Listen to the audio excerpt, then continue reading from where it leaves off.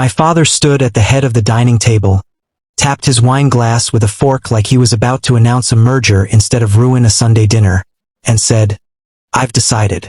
Marcus is taking over the company. He's the one who actually shows up." Nobody looked at me. That was the detail that told me everything. Not the words themselves, but the fact that not a single person at that table thought to check my face when he said it, because not a single person at that table expected me to react. I did not react. I cut another piece of my chicken and chewed it slowly, the way you chew when you need 4 extra seconds to decide how a sentence is going to land. My name is Elliot Ferris. I am 46 years old. I am a licensed commercial real estate investor, and 8 years earlier, quietly, without telling a single member of my family, I had purchased the building that housed Ferris Sons Millwork, the building my father believed he still owned, the building my brother was about to inherit control of, the building that, as of that Sunday dinner, generated $41,000 a month in rent that my family had been paying, without knowing it, directly to me. I didn't know it yet, but that dinner was the last quiet meal I would ever eat in that house.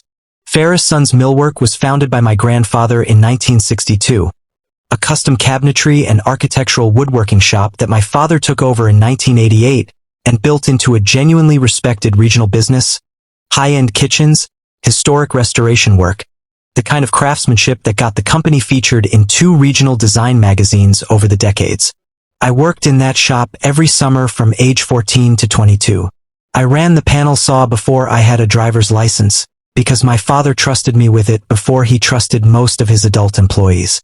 I loved the smell of walnut dust and the particular quiet of a shop floor at 6 in the morning before anyone else arrived. For a long time, I assumed I would run that company someday. It never occurred to me that assumption needed defending. My brother Marcus is 3 years younger than me.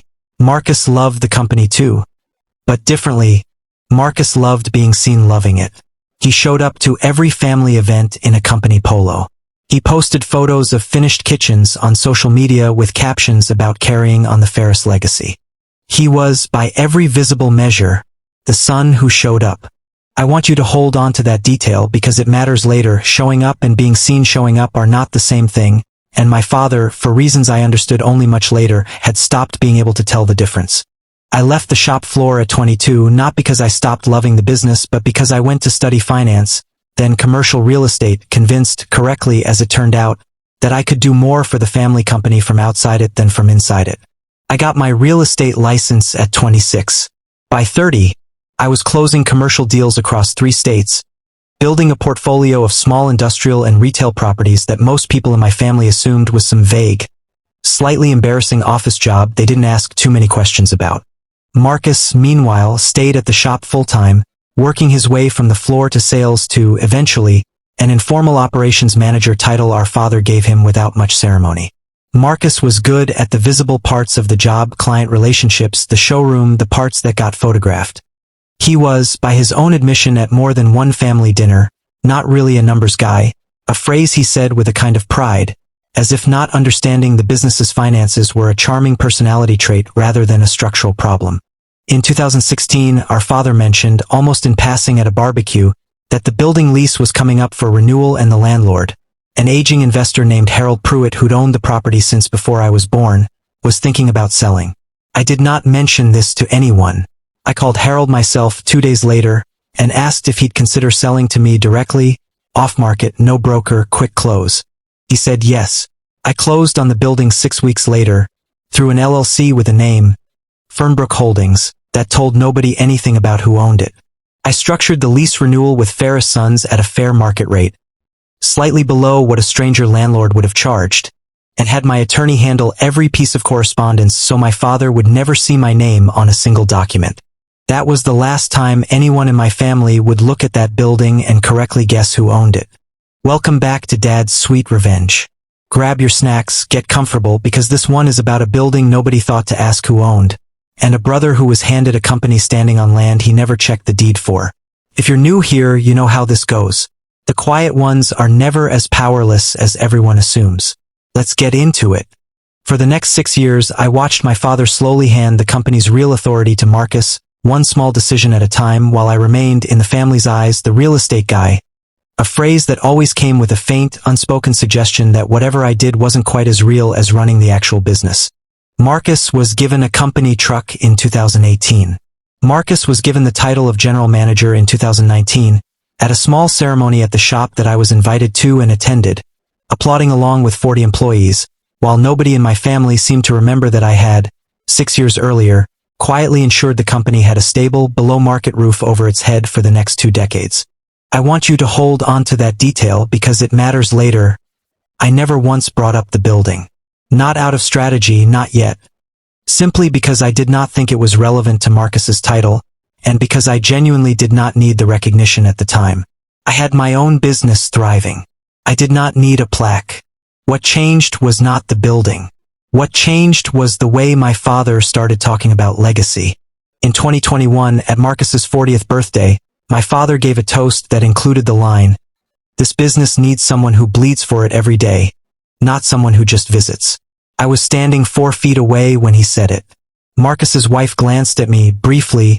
The way people glance at someone they suspect just got quietly insulted but aren't sure enough to react to it themselves. I visited the shop, for the record, an average of twice a month for the entirety of those years, checking in on my father, walking the floor, talking to employees I'd known since I was a teenager, several of whom still called me boss's kid affectionately, a title Marcus, notably, had outgrown in their eyes years earlier because he'd started treating the floor staff differently once he had a title of his own.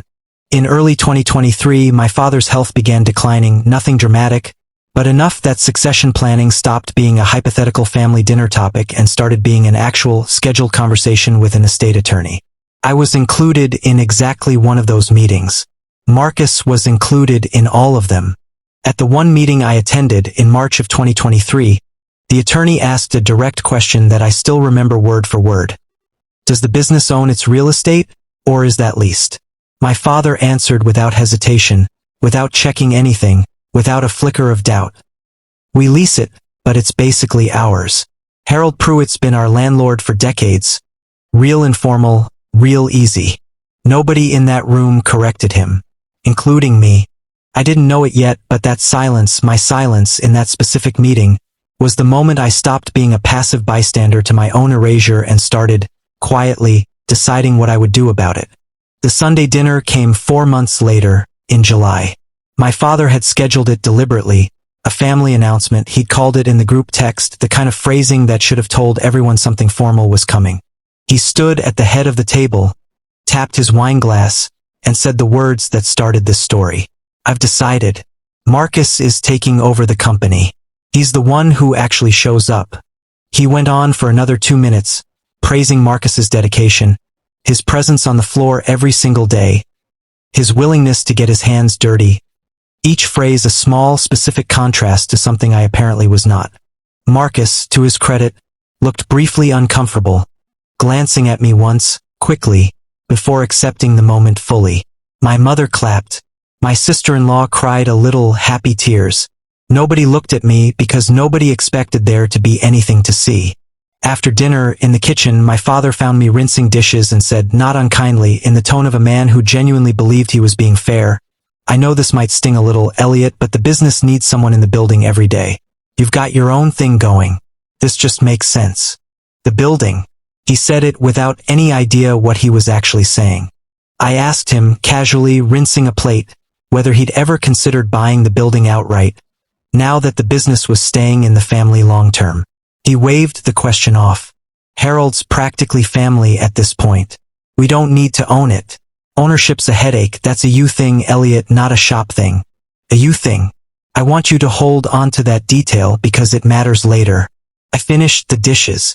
I drove home that night without turning on the radio, replaying the toast, the applause, the phrase he's the one who actually shows up, delivered 4 feet from a son who had, 8 years earlier, quietly guaranteed that the business my father was so proudly handing off would have somewhere to exist for the next 20 years.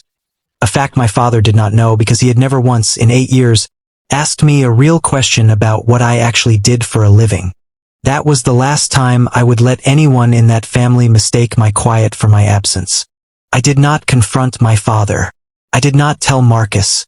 I did not correct the record at the next family gathering, or the one after that, though there were several opportunities.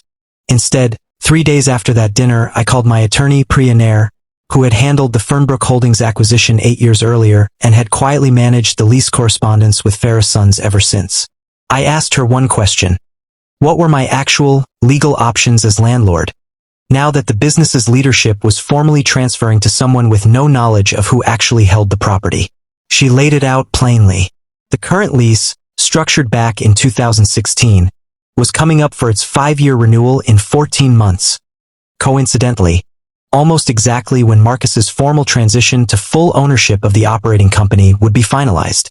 I was under no obligation to renew at the same below-market rate. I was under no obligation to renew at all.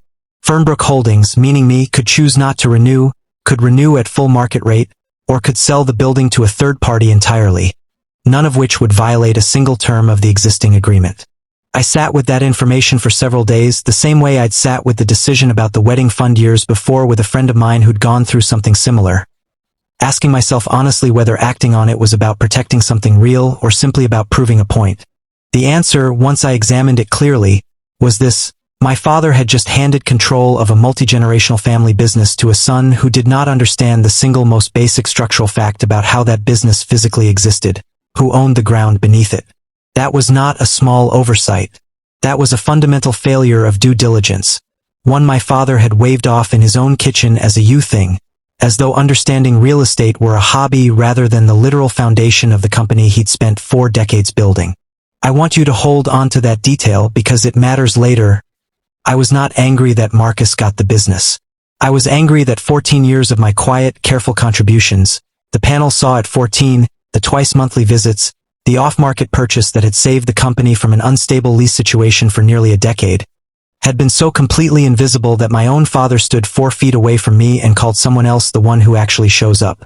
That was the last time I would let that invisibility go uncorrected. I instructed Priya to prepare formal notice, per the lease's own terms, that Fernbrook Holdings would not be renewing at the current below-market rate.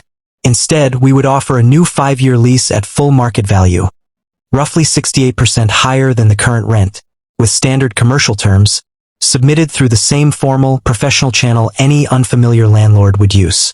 The notice went out in September of 2023, 14 months ahead of the lease expiration, exactly as required, clean, correct, and impossible to characterize later as anything other than standard commercial practice.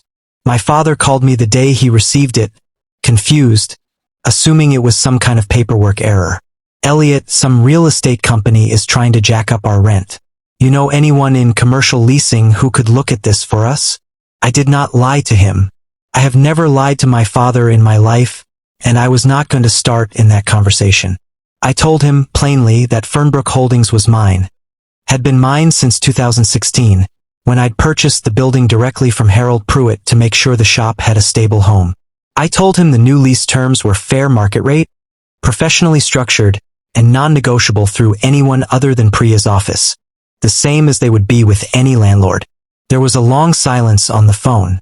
Then he asked the question I'd been waiting a decade for someone in that family to ask directly. You've owned our building this whole time? I told him yes. 8 years. Below market rate the entire time, without a single missed or late renegotiation, without ever once mentioning it at a family dinner, because I had never wanted the business's survival to feel like it depended on my generosity. I told him that had changed the moment he stood in his own dining room and told our entire family that Marcus was the one who actually shows up, 4 feet away from the son who had quietly kept the floor under that business stable for nearly a decade. He did not have a response to that. Neither, when he called 2 days later, did Marcus, who opened with Elliot, "Come on, this is insane, you're going to tank the business over a toast?" I told Marcus calmly that I was not tanking anything. The lease terms were standard, professional, and available to any tenant who wanted to sign them. I told him the business's margins, which I happened to understand better than most people in that family gave me credit for, could absorb a market rate lease without difficulty, provided it was managed by someone who understood the full financial picture of the company he was taking over. What Marcus didn't know in that call was that I had already spoken with Priya about a second option, one I had not yet decided whether to offer. For the next month, I did not attend a single family gathering. I did not explain myself further than the one phone call with my father. I let the new lease terms sit on the table, fully within my legal right, while my family processed a version of me they had apparently never bothered to construct in 14 years. My mother called twice, upset, asking why I was punishing the family over a few kind words at dinner. I told her, gently but without backing down, that I had spent 14 years being the quiet one who showed up without needing credit, and that I was no longer willing to fund that arrangement in silence. I did not raise my voice. I did not need to. Marcus called 4 times that month. I answered the third call at his insistence and listened to him admit, reluctantly but genuinely, that he had never once thought to ask who owned the building, that it had simply never occurred to him as a question worth asking because he had always assumed, the way people assume things they've never had to verify, that it was basically ours, the exact phrase our father had used in that estate attorney's office. I told Marcus the truth, that I didn't blame him for not knowing. I blamed the family culture that had made it possible for someone to receive control of a business without anyone ever pausing to ask the single most basic structural question about how that business actually existed. I told him I was still willing to be reasonable, but that reasonable would now require an actual, informed conversation, not a toast at a dinner table. That was the last time Marcus ever referred to my real estate work as his side thing in front of me. Here is what happened over the following 10 months. Marcus, to his genuine credit, did something I had not expected. He asked for a real conversation, not a fight. We met at a coffee shop, just the two of us, in October, and for the first time in either of our adult lives, we talked honestly about the business, its actual financials, its actual risks, the actual value of the building I'd quietly secured nearly a decade earlier. Marcus admitted he'd never seen a full PL statement for the company before that year. I offered, given the new terms on the table, to walk him through commercial real estate basics myself. Not as a favor, but as a paid consulting arrangement, formalized through PRIA, separate from the family dynamic entirely. By December, Marcus and I had structured a new agreement. A 10-year lease at a rate between market and the old below-market terms, with a negotiated option for Ferris Sons to purchase the building outright from Fernbrook Holdings within 5 years, at a pre-agreed valuation. A real, professional, mutually beneficial arrangement that neither of us could have reached at that Sunday dinner table, because at that table, one of us had been invisible. My own business, meanwhile, did not suffer from any of this. It grew. Word travels quietly in commercial real estate circles, and more than one local business owner, hearing the story secondhand through Priya's office, reached out that winter specifically because they wanted a landlord who actually understood the tenant's business, a reputation I had, apparently, earned without ever trying to build it. In February, I closed on 2 additional small commercial properties, expanding Fernbrook Holdings into a modest but genuinely successful portfolio, generating enough passive income that I scaled back my active brokerage work for the first time in a decade, choosing instead to focus on long-term holdings. By June, Marcus had officially taken over daily operations at Ferris Sons, now on a lease he actually understood in full, with a 5-year purchase option that gave the business real long-term security. Security it would not have had, ironically, if I had stayed silent. My father, for his part, never gave another toast about who shows up. At Marcus's formal handover ceremony that August, he gave a shorter, quieter speech, one that included, for the first time in either of our lives, a specific line about me. That the business wouldn't have a floor to stand on, literally, without Elliot, a sentence that took him 14 years and one uncomfortable phone call to say out loud. I have thought often, in the months since, about how easy it is to mistake visibility for value. Marcus was visible. He was in the photos, the polo shirts, the toasts. I was, for over a decade, simply present, steady, structural, unnoticed, the way a foundation is unnoticed until someone finally asks what the building is actually standing on. What I understand now is that being taken for granted is not a character flaw in the person it happens to. It is a habit the people around you build, one small unchallenged assumption at a time, and it will keep building itself for as long as you let it. I did not need my family to grovel.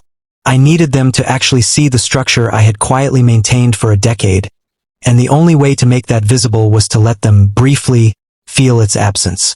Family, I've learned, does not run on sentiment alone. It runs, whether we like admitting it or not, on foundations, some emotional, some literal, and the people who build those foundations rarely announce it. Sometimes the kindest thing you can do for a family that has stopped seeing you clearly is to simply let them look, once, at what they were standing on. If this story hit close to home, if you've ever quietly held something together while someone else got the credit for showing up, you already know exactly how Elliot felt at that dinner table. Drop a comment and tell us. Would you have revealed the building right away? Or waited like Elliot did? Subscribe to Dad's Sweet Revenge for a new story every week. And hit that notification bell so you never miss the moment the quiet one stops staying quiet. See you next time.